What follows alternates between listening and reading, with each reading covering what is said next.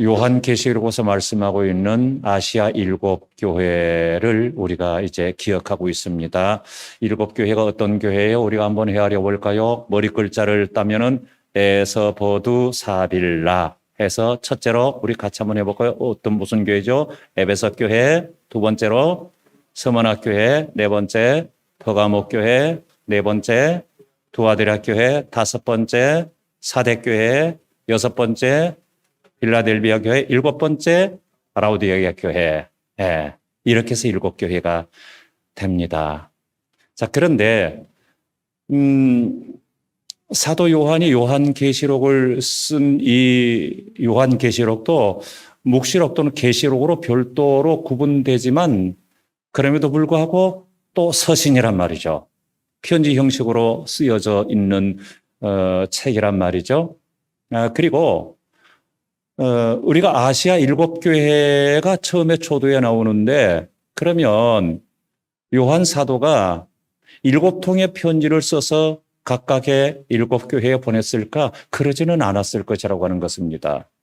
한 통의 편지를 써서 보내고 그리고 그 편지를 교회들이 돌아가면서 보게 되었을 것이다 하는 것을 우리는 이렇게 알 수가 있습니다. 물론 판모섬에서 유배되어 있는 상태 가운데서 우체통에 탁 넣으면은 그것을 이제 수거해서 가고 그러지는 않았겠지만 후대에 전해지게 되었겠지만 말입니다. 그리고 이것이 서로 돌아가면서 이제 읽게 되는데 그 일곱 교회만 이 편지를 읽게 되었을까요? 그것은 아니겠죠. 주변에 있는 모든 교회들이 그 편지를 읽지 않았겠습니까? 그래서 7이라고 하는 숫자는 완전수로서 모든 교회를 의미하게 된다. 그래서 시대를 초월하고 장소를 초월한 모든 교회들. 그렇다고 한다면 시대를 초월한 그런 교회들이기 때문에 오늘 이 시대를 살고 있는 우리 춘천 성산교회 역시 마찬가지고 우리들 역시 마찬가지라고 하는 것입니다. 그렇기 때문에 우리가 이 요한계시록을 읽고 그리고 요한계시록에서 말씀하시는 그 아시아 일곱 교회를 각각의 편지를 쓰는 형식이 이제 편지를 하는 그 내용이 약간 다르지만은 그 모두를 다 우리 교회에 또 개별적으로는 나 자신에게 주시는 하나님의 말씀, 주님의 말씀이라고 하는 것을 우리가 생각하고 내가 내게 주시는 말씀으로 저 사대교회 옛날에 주시는 말씀이 아니라 오늘 이 시간에 내게 주시는 주님의 음성으로 들을 수 있으시기를 바랍니다. 그리고 그렇게 하기 위해서 이 말씀이 기록되었다라고 하는 것입니다. 사대교회는 영적으로 잠들이는 교회의 대표적인 모습을 우리들에게 보여주고 있습니다. 어떤 모습요? 영적으로 잠들어 있는 모습. 이걸 대표적으로 우리들에게 보여줍니다. 사대라고 하는 도시는 당시 아시아에서 가장 찬란한 역사를 가지고 있었던 그 도시였습니다. 가파른 고원지대에 세워진 도시이고요. 페르시아 제국이 번성하기 이전에 지금의 터키 지역인 그 북악했던 리디아 왕국의 수도가 바로 이 사대였어요. 일반적으로 수도는 굉장히 번성하게 되잖아요. 일반적으로 가장 크고 물론 그렇지 않은 나라들도 있지만 가장 번성하고 우리나라를 예로 들면 우리나라 수도가 어디요? 서울이잖아요. 서울이 가장 크고 가장 번성하고 그렇듯이 당시 리디아 왕국의 수도가 사대이기 때문에 사도도 가장 번성하고 가장 화려하고 아름다운 글쎄요, 아름답다라고 하는 그 의미를 이제 우리가 어떻게 표현해야 될지 모르지만 그런 도시가 바로 사대라고 하는 도시입니다. 그리고 사대에는 이제 금이 많이 생산되었기 때문에 일반적으로 굉장히 부유한 도시였고요. 경제적으로 아쉬울 곳이 별로 없는 그런 도시였습니다. 그래서 사대 시민들은 그냥 그 안일하게 생활을 했고요. 현실에 안주한 거죠. 현실에 안주하게 된 거죠. 그렇게 생활했고요. 그리고 자연스럽게 방종하고 방탕하는 그런 생활 속에 빠져들게 되었습니다. 그러면 이렇게 부유한 사대라고 하는 도시에 세워진 교회가 사대교회니까 사대교회에 나오는 교인들 역시 일반적으로 부유한 사람들일 거 아닙니까? 일반적으로. 그래서 그들 역시도 현실에 안주하는 사람들이 많았고요. 그리고 방종하는 사람들도 많았다라고 하는 것입니다. 그래서 그것이 문제가 되니까 사대교회 자체가 문제가 되고 사대교회의 그 문제가 바로 그것 때문에 큰 문제가 될 수가 있었다라고 하는 것입니다. 주님께서 그들을 바라보실 때 굉장히 잘 살아요. 편안하게 지내요. 다들 행복해 보이는 것 같아요. 그런데 주님께서 주님의 눈으로 바라보시니까 영적으로 서서히 죽어가고 있다고 하는 거예요. 여러분, 신앙인들의 문제, 즉 우리의 문제가 뭐냐 하면 우리가 너무 어렵고 힘들면 그것 때문에 또 이리 치고 저리 치고 신앙생활 제대로 하기가 쉽지가 않잖아요. 쉽지가 않지만 또 반대로 너무 편안하고 너무 이렇게 좀 풍부하고 이렇게 되어지게 되면요. 또 어떤 문제가 발생하냐면 거기에 안주해버리는 그래서 세상에 빠져버리게 되는 그런 문제도 발생하게 되지 않나요? 이것이 우리들의 문제예요. 물론 우리가 다 어려운 가운데서 쩔쩔매면서 우리의 신앙을 지켜나가는 그런 경우는 아니라고 할지라도 평안하고 여유롭고 이런 생활을 다 유지하기 원하지만 그러나 이때 우리가 조심해야 된다고 하는 거죠. 그것을 사대교회가 우리들에게 보여주고 있습니다. 그러면 사대교회에 편지하시는 이 주님의 모습은 어떤 모습으로 등장하게 되는가? 각각 교회마다 다른 주님의 모습으로 등장하게 되잖아요. 거기에 합당한 그 교회에 합당한 메시지를 주기 위해서 그런 모습으로 등장하게 되는데 사대교회를 향한 주님의 모습은 이렇게 등장하게 됩니다. 1절 말씀 보니까 이렇게 말씀하고 있습니다. 하나님의 7 영과 7 별을 가지신 이 이렇게 주님이 소개되고 있습니다. 자, 이제 우리가 잘 아는 대로 7 영, 7 별 하게 되면 7이라고 하는 숫자에 우리가 이제 고정되어지게 되잖아요. 완전수지요. 그리고 7이라고 하는 것은 완전수기 때문에 모든 것을 다 나타내주는 그런 말씀이란 말이죠. 우리가 하나님의 속성을 이야기할 때 그 속성 중에 하나가 뭐냐면 전지전능하신 하나님이지요.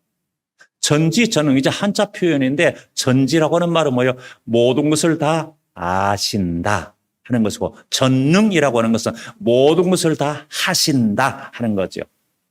그러니까 모르는 것이 없으시는 하나님, 못 하시는 것이 없으신 하나님, 그것이 전지전능하신 하나님이란 말이죠.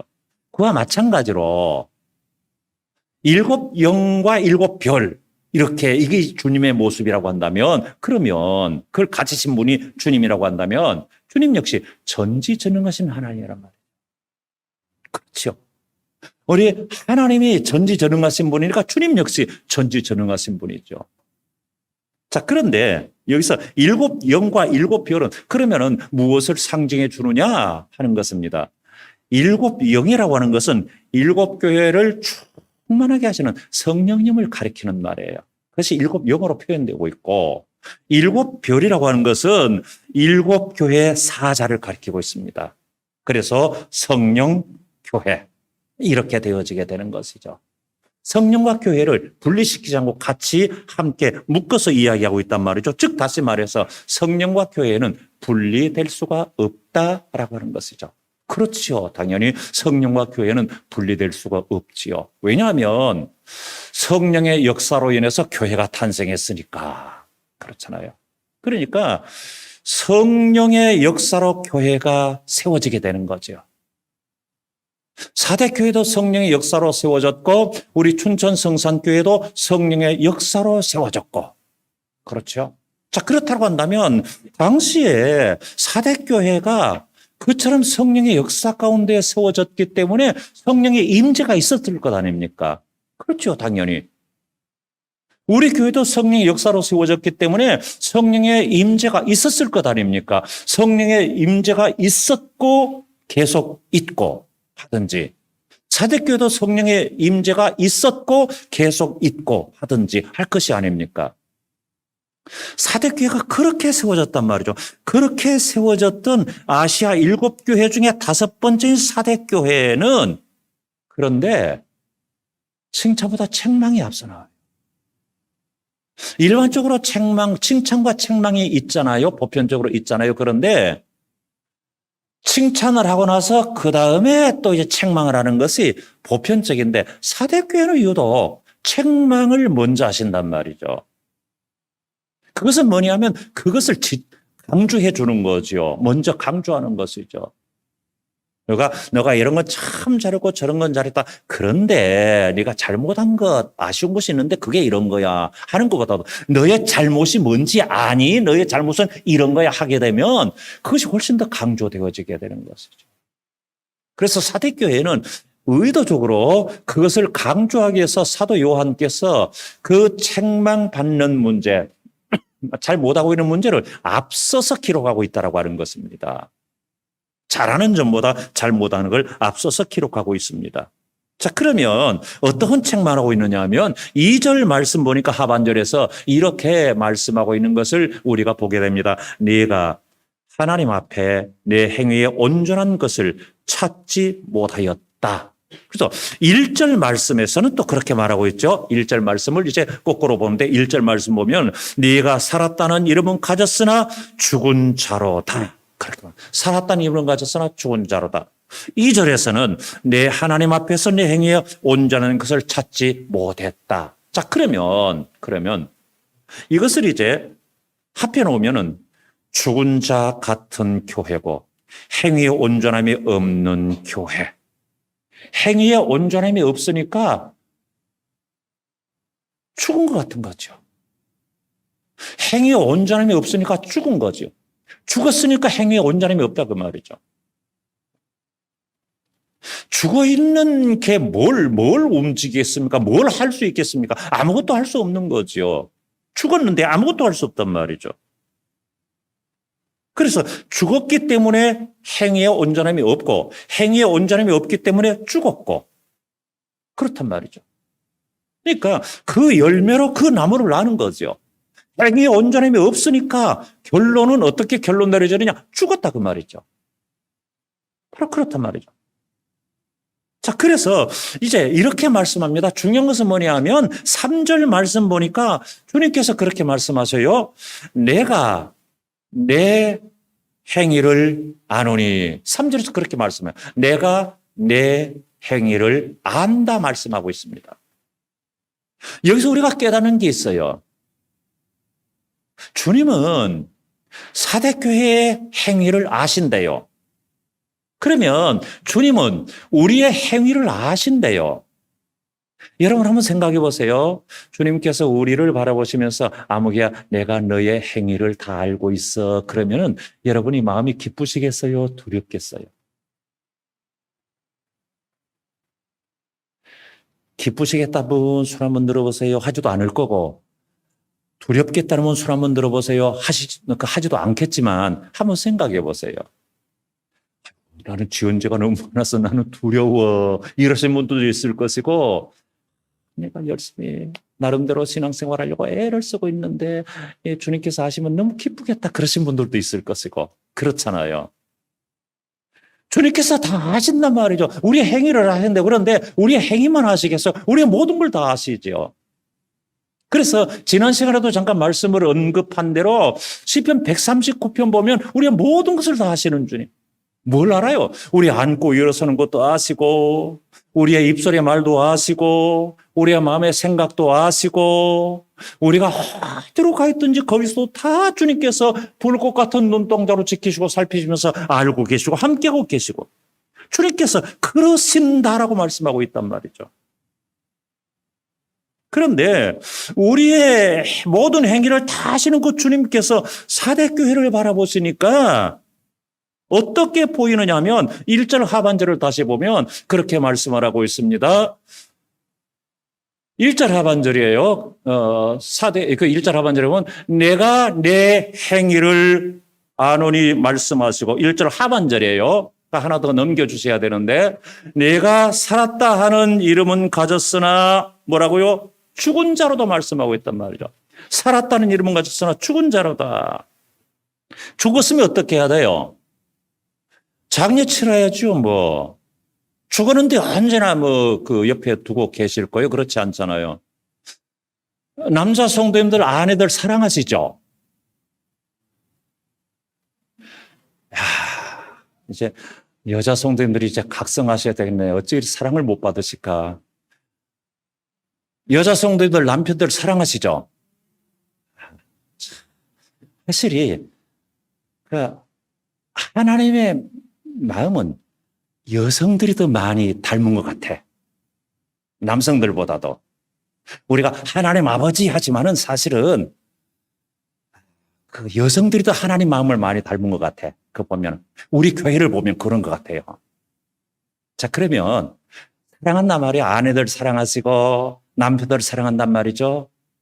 그러면 이건 우리 교회 그 누구가 아니고 저쪽 동네 그 누구가 너무나도 내 아내를 사랑해. 너무나도 내 남편을 사랑해. 그런데 어느 순간에 이제 돌아가셨단 말이죠. 사랑하는데 어떻게 장례 치러 못하지? 그렇다고 계속 옆에 이불 덮어주고 잘 주무셨어요. 그렇게 할까요? 아니죠. 끔찍스럽죠. 끔찍스럽죠. 아니 어디 장례 치는 줄 알았는데 여기 그 같이 내가 이제 어제 한 것을 깜빡 잊어버렸어. 옆에 딱 높이는 이불 덮어놨다. 그런데 눈 떠보니까 있어. 아이 깜짝이야 하고 그렇게 놀랄 거 아니에요. 그런 거예요. 아무리 사랑해도 돌아가시면 장례 치러야 돼. 그러니까 이 장례 치러야 되잖아요. 근데 장례 치렀어요? 안 치렀어요? 안 치렀잖아요. 장례 치렀다는 말씀 안 나오잖아요. 여러분요, 이것은 단어적인 의미예요. 내가 죽은 자로다. 죽은 자로다는 죽었다라고 하는 이 표현은 원래 이제 숨이 끊어서 완전히 죽었다라고 하는 의미가 아니라 죽어가고 있다라고 하는 의미예요. 죽어가고 있다. 그러니까 아직 안 죽은 거지요. 아직 안 죽었다. 그러니까 사대교회가 어떤 입장이냐 하면 여러분 마치 비유로 들다면 이런 입장이에요. 어떤 분이 이제 의식을 잃어버리고 중환자실에서 한 달간 있으면서 산소호흡기 끼고 있단 말이죠. 그분이 살았을까요? 죽었을까요? 살았지요, 당연히. 안 죽었잖아요. 근데 살기는 살았는데 살아도 살아있는 것 같지 않잖아요. 어떻게 보면 죽은 거나 일반일 수도 있잖아요. 그렇게 보인단 말이에요. 그렇게 보인단 말이죠. 지금 어느 교회가 사대교회가 그렇단 말이에요. 그래서 2절에서는 어떤 표현을 쓰고 있느냐 하면 2절에서는 이렇게 말씀하고 있어요. 자, 2절 한번 보시기 바랍니다. 죽게 된 것을 굳건하게 하라 이렇게 말씀했어요. 죽은 자로다 말씀해놓고 죽게 된 것을 굳건하게 하라. 이건 안 죽었다는 말이잖아요. 죽은 자로 어떻게 굳건하게 해요? 그러니까 죽어가고 있는 너가 그 믿음을 굳건하게 해서 생기 있고 힘 있게 하라 그 말이죠. 그것을 지금 말씀하고 있는 거죠. 그 대단히 죄송스러운 말씀이기는 한데요. 간혹 저는 그런 생각을 할 때가 있어요. 저는 사실 육체적으로 죽어가고 있었잖아요. 그런데요, 저는 전혀 장담해서요, 내가 암이라고 하는 것은 전혀 상관없어. 나 같은 사람이 암이 걸린다는 것은 나는 뭐 상상도 할 수 없어요. 그리고 건강해, 괜찮아. 내가 뭐 힘이 장생한 것은 아니지만은 그래도 건강 지키면서 살아가요. 그래서 건강해. 암하고는 상관없어. 괜찮아. 좋아. 그런데 내가 모르고 있는 것이 있었다라고 하는 거죠. 그래서 덜컥했던 거죠. 여러분, 아무리 큰 소리 쳐도 나에 대해서 내가 모르는 게 많더라고요.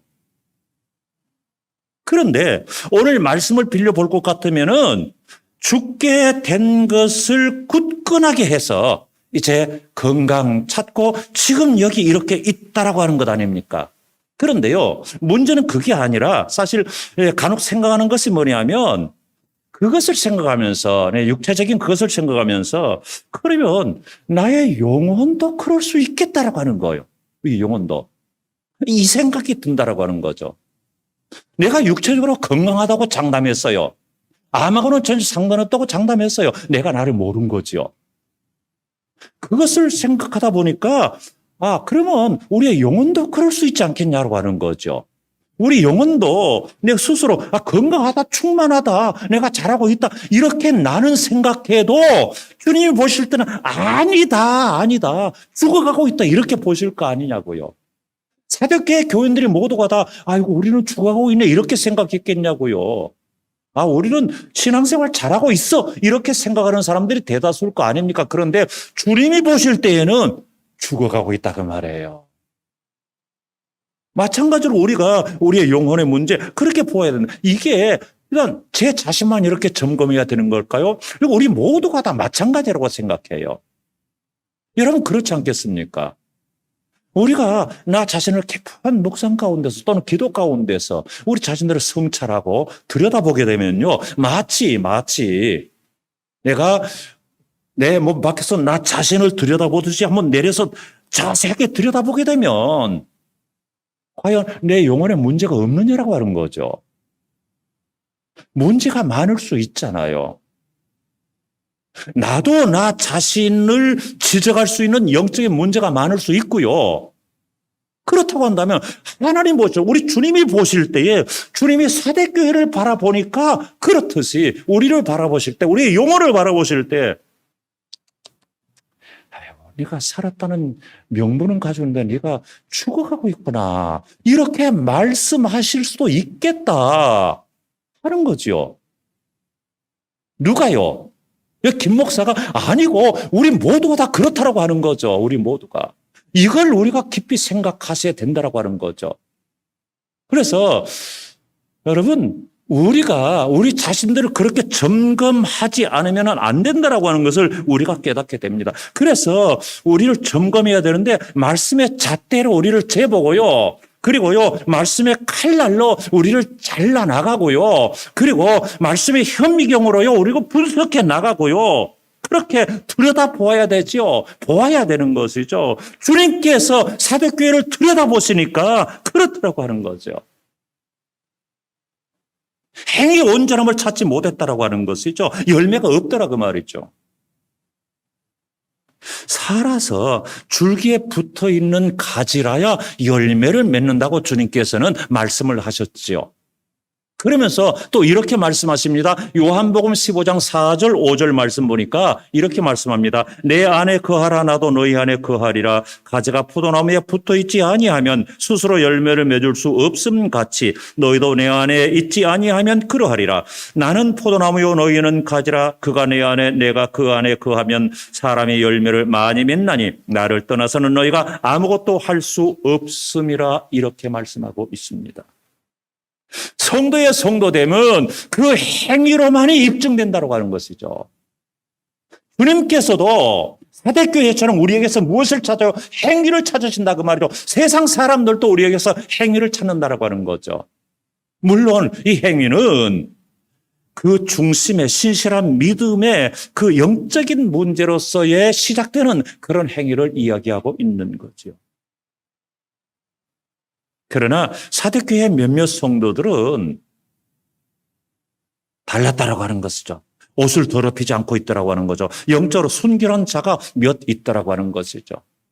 그들에게 주님께서는 이렇게 칭찬을 하시면서 이렇게 약속을 하십니다. 5절 말씀 보니까 이렇게 말씀하고 있습니다. 이기는 자는 이와 같이 흰 옷을 입을 것이요 내가 그 이름을 생명책에서 결코 지우지 아니하고 그 이름을 내 아버지 앞과 그의 천사들 앞에서 시인하리라. 얼마나 놀라운 약속인지 알 수가 없습니다. 승리와 패배의 갈림길은 성도가 어떤 자세로 신앙생활을 하느냐에 달려있고 어떤 자세로 신앙생활을 하느냐의 문제는 환경이 굉장히 영향을 끼친다라고 하는 것을 우리가 깨달을 수가 있게 됩니다. 사대교회가 그랬거든요. 사대교회는요, 사대라고 하는 도시의 번영함이 문제가 교회적인 문제가 되었단 말이죠. 그렇다고 한다면 여러분 한번 생각해 보십시다. 우리의 환경이 녹록치 못함이 결코 불평거리가 아니라고 하는 것을 우리가 깨닫게 돼요. 아, 불평할 일만은 아니구나. 그렇잖아요. 추위가 옷깃을 여미게 만들듯이 환경의 어려움이 우리의 신앙을 견고하게 만들어 나아갈 수 있다라고 하는 것이죠. 그러므로 우리가 환경 탓하지 마십시다. 환경의 문제가 아니에요. 중요한 것은 거기에 어떻게 반응하느냐는 그 자세예요. 그러므로 사실 불평은요, 환경의 문제가 아니라 습관의 문제예요. 여러분 기억하시기 바랍니다. 불평은 환경의 문제가 아니요 습관의 문제예요. 내 환경이 지금 10이라고 하는 것이 완전수로 간다면 내가 5 정도 된단 말이에요. 그러면 중간 정도 되잖아요. 그렇잖아요. 중간 정도 된단 말이죠. 그런데 이 중간 정도 5 정도 되는 사람이 불평할까요? 감사할까요? 사람에 따라 다르지요 뭐. 여기서 6, 7, 8, 9, 10을 바라보는 사람은 불평하게 되고 4, 3, 2, 1 바라보는 사람은 감사하게 되죠. 이것이 바로 자족이죠. 내게 있는 형편, 내가 게을러가지고 이렇게 하는 것이 아니라 열심히 살고 성실하게 살고 정직하게 살고 하면서 5 정도 된다면 감사한 것이죠. 그렇기 때문에 내 환경이 5냐 6이냐가 문제가 아니에요. 거기에서 감사하냐 불평하냐가 아니라 습관의 문제라고 하는 거죠. 그렇다고 한다면 우리가 습관을 내가 불평하던 것도 내가 불평하면 안 되지 하고 감사 조건에서 감사를 계속 해보시기 바랍니다. 그러면 어느 순간에 옛날에 불평하던 것까지도 내가 감사하게 된다니까요. 여러분 똑같은 여건이면 감사하면서 사는 게 더 나아요? 불평하면서 사는 게 더 나아요? 감사하면서 사는 게 훨씬 낫잖아요. 성도는 감사하면서 사는 사람들이에요. 그래서 범사에 감사라고 말씀하신 거죠. 자, 그러면 사대교회에 칭찬받은 것은 무엇일까요? 4절의 말씀입니다. 4절 보니까 이렇게 말씀하고 있습니다. 그러나 사대에 그 옷을 더럽히지 아니한 자 몇 명이 내게 있어 흰 옷을 입고 나와 함께 다니리니 그들은 합당한 자인 연고라. 이렇게 말씀합니다. 그 옷을 더럽히지 않은 사람이 몇 명 있대요. 주님은 몇 명이라고 말씀하고 있어요. 자, 그러면 한번 생각해 봅시다. 당시에 사대라고 하는 지역은 리디아 왕국의 수도라고 했어요. 그것도 굉장히 번성한 나라에 굉장히 금이 많이 생산되기 때문에 부귀영화가 있는 도시. 그러면은 사대라고 하는 도시가 굉장히 크겠잖아요. 그런데 오늘날 우리 한국에 있는 그 한국의 모습처럼 많은 교회들이 이렇게 있는 것이 아니라 당시에는 교회가 귀했잖아요. 그러니까 하나 내지 둘 이렇게 있었을 거 아니에요. 그럼 하나 딱 보면 교인들이 얼마 정도 될까요? 뭐 한 수십만, 한 20만 정도, 20만에서 30만 정도, 뭐 한 10만에서 30만 정도 시민이 됐다고 한다면 교인이 얼마나 되었을까요? 최소한도 500에서 수천 명 이상 되었겠죠. 이제 일반적으로 그렇게 되었을 거잖아요. 그러면은 500명 되고 1000명 되고 했다면 적어도 100명, 한 몇백 명은 그래도 나와야 되는데 500명 정도 된 교회라고 한다면 500명에서 또 찾아보니까 몇 명. 이것은 드물다라고 하는 것이죠. 흰 옷을 입은 자들이 드물다라고 하는 것이죠. 옷을 더럽히지 않은 자들이 드물다라고 하는 거예요. 그런데 옷을 더럽히지 않은 그들을 주님은 특별 대우해 주신단 말이죠. 어떻게 대우하시느냐? 4절 하반절에서 5절까지 보면 이렇게 말씀하고 있습니다. 흰 옷을 입고 나와 함께 다니리니 그들은 합당한 자인 연고라. 이기는 자는 이와 같이 흰 옷을 입을 것이요 내가 그 이름을 생명책에서 결코 지우지 아니하고 그 이름을 내 아버지 앞과 그의 천사들 앞에서 시인하리라. 이렇게 말씀하고 있습니다. 여러분, 우리가 일찍이 본 대로 버가목 교회에서 말씀하시면서 2장 17절의 말씀 보면 그들에게 흰 돌을 주겠다. 이기는 자들에게 흰 돌을 주겠다 그 말이죠.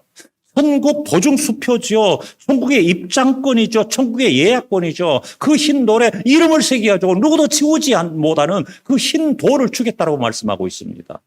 그런데 오늘 보면 4절, 5절 보니까 사대교에서는 그들에게 흰 옷을 주겠다. 흰 옷. 흰 옷 입은 자단 말이죠. 흰 옷은 일반적으로 의, 거룩을 상징하고 있습니다. 여기서의 흰 옷은 하나님께 속했고 주님께 속한 것이죠. 생명을 나타내는 것이죠. 그래서 예수님 부활하실 때에도 무덤을 찾던 여인들이 누구를 만났어요? 천사를 만났잖아요. 어떠한 천사? 흰 옷 입은 천사를 만났잖아요. 생명을 나타낸단 말이죠.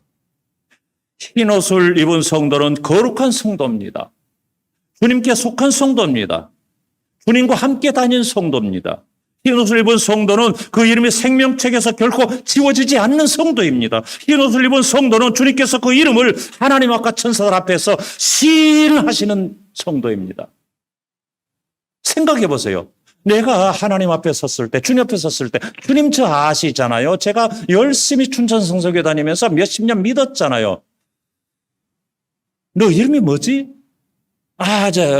김마목이에요. 글쎄. 한번 찾아보세요. 생명책 딱 찾아보니까 없단 말이에요. 없어. 탈락이죠. 그런데 옷을 더럽히지 않은 자들을 하나님 앞과 천사들 앞에서 보증해 주시는 거죠. 시인하시는 것이죠. 여러분, 어디서 이제 사람이 빚을 지게 되면, 빚을 내게 될 때 보증을 세우는 경우 있잖아요. 그래, 보증 쓰는 사람은 이 사람이 빚을 못 갚으면 내가 대신 갚겠습니다라고 하는 거죠. 그게 보증이죠. 분명히 갚을 줄 압니다. 만약에 못 갚으면 내가 대신하겠습니다. 이게 보증이잖아요. 주님께서 우리를 보증하신단 말이죠.